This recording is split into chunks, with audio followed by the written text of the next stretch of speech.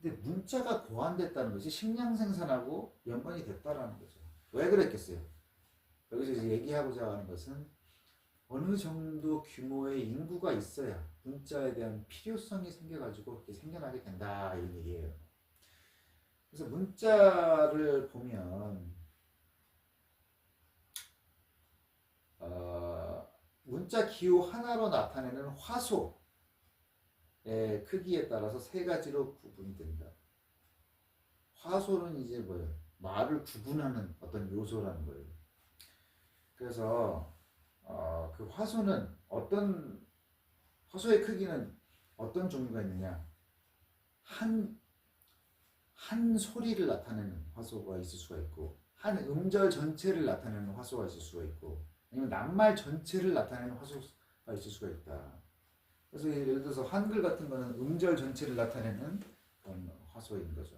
대부분의 알파벳이 2, 30개 정도의 글자만으로 이루어져 있다. 근데 이제 대부분의 언어는 알파벳에 있는 글자 수보다 많은 음수를 가지고 있다.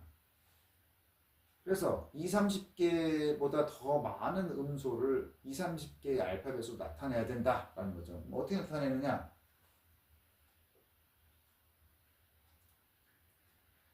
자, 한 글자에 몇 개의 음소를 할당한다. 그러니까 한 글자가 이런 소리도 낼 수 있고 저런 소리도 낼 수 있고 이런 경우를 만들고 아니면 두 글자의 조합 SH 그래서 S란 소리하고 H한 소리를 각각 따로 보는 게 아니라 SH를 붙여가지고 이것은 다른 소리 슈 소리 그래서 조합을 만들어가지고 이제 본인 언어에 속한 음소들을 다 표현할 수가 있게 만든다는 거죠. 근데 SH나 TH 같은 것이 러시아어나 그리스어의 알파벳에는 하나의 글자다. 그다음에 어표라는 것이 있는데 기호 하나가 낱말 하나를 나타낸다. 이거는 뭐예요? 상형 문자를 보통 얘기하는 거죠. 그래서 뭐 중국 문자와 일본 문자의 지배적인 한자 체계에서 나타나는 문자들이 그런 거다. 그리고 또 다른 상형 문자들, 이집트의 상형 문자, 마야의 그림 문자, 수메르의 서령 문자. 수메르가 어디예요? 지금 뭐 메소포타미아 그쪽이죠. 이제 서남아시아, 중동 거기에 있던 서령이라는 것은 쐐기 모양 문자라는 거예요. 쐐기 문자. 그 왜 쐐기 문자? 쐐기 모양이랑 비슷하다고 그래가지고. 또 하나의 마지막 방법은 음절 하나의 기호. 근데 그런 시스템이 보통은 뭐냐? 하나의 자음에다가 하나의 모음이 따라붙은 음절이다 이거예요. 그래서 만약에 family 같은 것을 예로 든다면 fe 이런 기호가 있고 me라는 글자가 기호가 있고 li라는 그 글자가 따로 있다라는 거죠. 자음과 모음의 결합. 일본어가 이렇게 생겼죠. 그리고 이제 그렇게 해가지고 별개의 기호로 표기하고 다른 유형의 음절은 어떻게 하느냐? 그 기호를 여러 가지 수법을 써가지고 다른 유형의 음절들을 만든다. 그래서 어떤 게 있어? 미케네 문명 시대의 그리스 선형 비문자라는 것이 자음과 모음의 결합을 하나의 기호로 나타내는 거다. 그 다음에 일본의 가나 음절 문자. 일본도 그렇게 다 생겼죠. 자음 하나, 모음 하나. 가, 키, 그, 게, 코, 사, 시, 수, 세, 소 이렇게 글자 하나가 소리 하나를 글자 하나가 나타내죠. 그래서 최초의 필경사들, 최초로 이제 그 문자를 쓰는 사람들은 그런 원칙들을 본인들이 정해야 됐다. 그 문자를 만들 때 이 음소를 어떻게 표현할 것인가라는 것을 정해야 됐다. 그래서 어떤 연속적인 발음 하나가 있을 때, 예를 들어서 뭐 낱말 하나라 이거죠. 이것을 여러 개의 화소로 분해하는 방법. 이것을 낱말로 분해할 것이냐, 상형 문자로 만들 것이냐, 아니면 음절로 분리할 것이냐. 그래서 뭐 음절 문자 아니면 음소로 분해할 것이냐. 뭐 알파벳처럼 그런 방법들을 이제 어쨌거나 소리를 쪼개 써야 된다는 거죠. 근데 문자라는 것이 순전히 자기들만의 능력으로 만들어내는 것은 인류 역사상 단 몇 번밖에 없다. 왜? 그만큼 문자라는 게 만들어지기가 어려운 거다라는 거예요. 그래서 독립적으로 문자를 만들어낸 것이 확실한 민족은 기원전 3000년보다 조금 앞섰던 메소포타미아의 수메르인, 아까 뭐라 그랬어요? 설형 문자라고 그랬죠. 쐐기 문자. 그리고 또 뭐예요? 기원전 600년 이전의 멕시코 인디언들이다.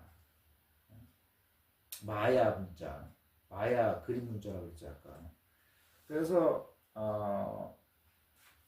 또 다른 것은 뭐냐면 기원전 3000년경의 이집트 문자하고 기원전 1300년 이전의 중국 문자도 독립적으로 만들어졌을 가능성이 있다. 확실하지는 않지만 그 이후에 문자를 만들어낸 다른 민족들은 기존의 문자 체계를 빌려오거나 고쳐 쓴 거다. 아니면 그걸 보고서 자극을 받아서 비슷하게 만들어낸 거다라는 거죠. 그래서 독립적으로 만들어진 문자 중에서 발달 과정을 자세하게 살펴볼 수 있는 것은 수메르의 소련 문자다. 왜? 기록이 많이 남아있으니까.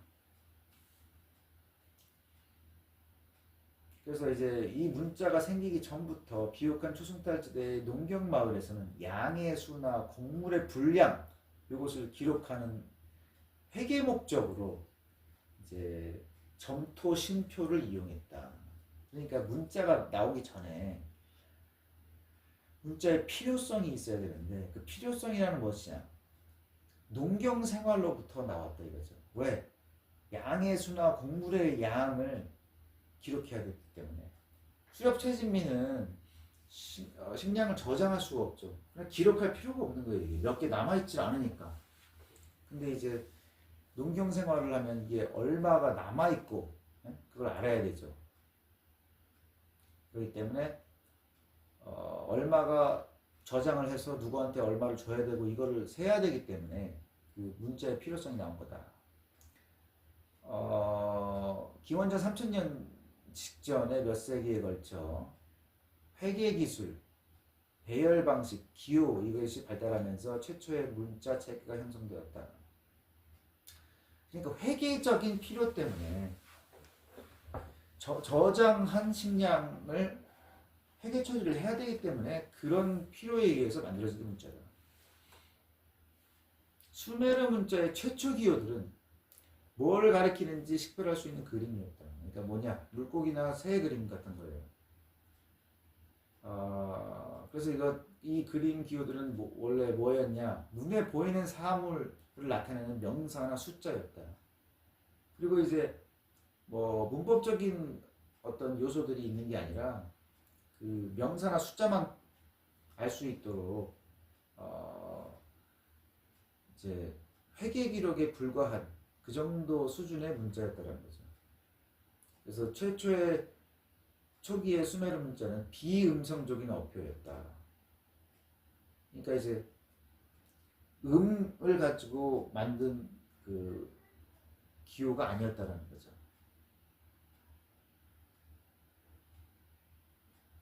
그러니까 이제 수메르 언어의 특정한 소리를 나타내는 것이 아니었기 때문에 다른 언어로 읽더라도 발음만 달라질 뿐 의미는 같다. 이게 뭐 한자 같은 거죠. 자, 그래서 문자의 역사를 통틀어서 가장 중요한 진전은 무엇이냐? 수메르인들이 음성 표기법을 도입한 거다. 그러니까 처음에는 음성을 나타낸 것이 아니라 뜻을 나타낸 거라고 했죠. 발음은 다 다르다. 그래서 어떻게 음성을 표기하게 됐느냐? 추상명사를 쓰기 시작했다. 그림으로 나타낼 수가 없죠. 추상명사는. 그런데 어떻게 그림으로 나타냈느냐?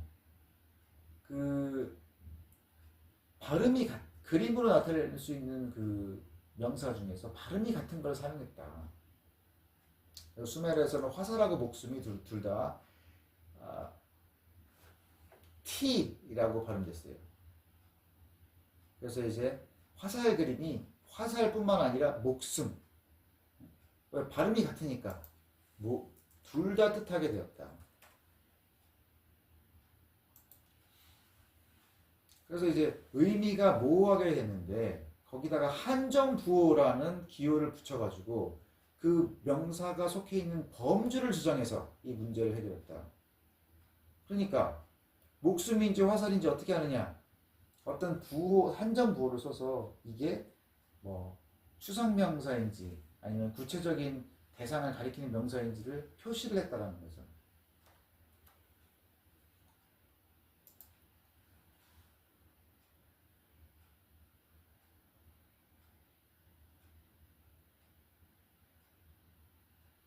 그래서 이러한 원리로 추상명사를 만드는 그 수준에 그치지 않고 문법적인 어미에 해당하는 음절이나 글자들을 쓰기 시작했다.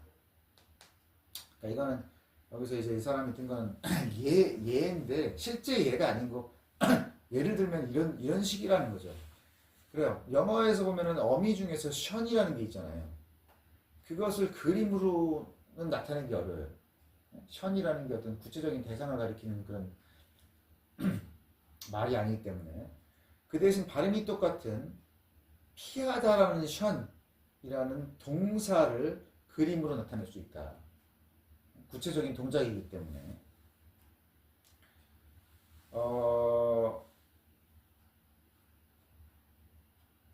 그리고 이제 그런 음성으로 읽히는 기호들을 늘어놔가지고 철자를 표시할 때도 이용된다.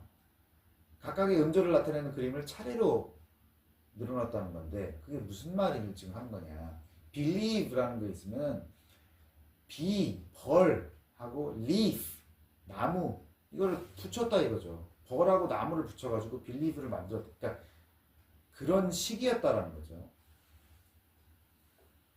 근데 이제 중앙아메리카 문자는 9세기의 문자와 별도로 발생한 거다. 9세기라는 건 뭐예요? 유라시아죠. 자, 그 신세기의 사람들은 9세기의 사람들과 콜럼버스 이전에 접촉한 적이 없는데 그게 이제 한 번 있긴 있었어요. 그게 언제냐면 스칸디나비아인들이 이제 그린란드를 통해서 캐나다 동북쪽에 왔었던 적은 있는데 그게 뭐 영향력이 크진 않았기 때문에 그것이 이제 뭐 아메리카 대륙 전체에 걸쳐서 어떤 영향을 준 적은 없고 그래서 중앙아메리카의 문자는 독립적으로 만들어진 거다. 마야 문자가 독립적으로 발생했다. 기호의 형태도 독특하다. 그런데 그 어떻게 만들었냐 그 원리는 본질적으로 수메르 문자나 거기서 자극을 받은 서유라시아의 다른 문자 체계와 구성 원리가 비슷하다. 자, 수메르 문자처럼 마야 문자도 어표와 음성 기호를 모두 사용했다. 그러니까 상형 문자 같이 그런 것도 있었고 이제 음소를 나타내는 것들도 있었다라는 거죠. 자, 우리가 아까 말한 듯이 일본의 가나나 미케네 문명시대 그리스 선문자 B의 음절 문자들이 있는데 이런 것처럼 마야의 음성 기호도 주로 어떤 음성 기호였냐? 자음 하나랑 모음 하나를 붙인 거다.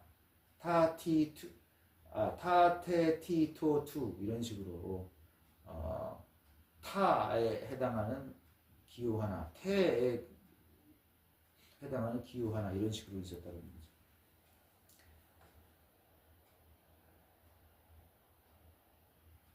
그래, 초기의 셈 알파벳의 글자들처럼 마야의 음절 기호도 그 음절로 시작하는 발음을 가진 사물의 그림에서 비롯된 것이었다.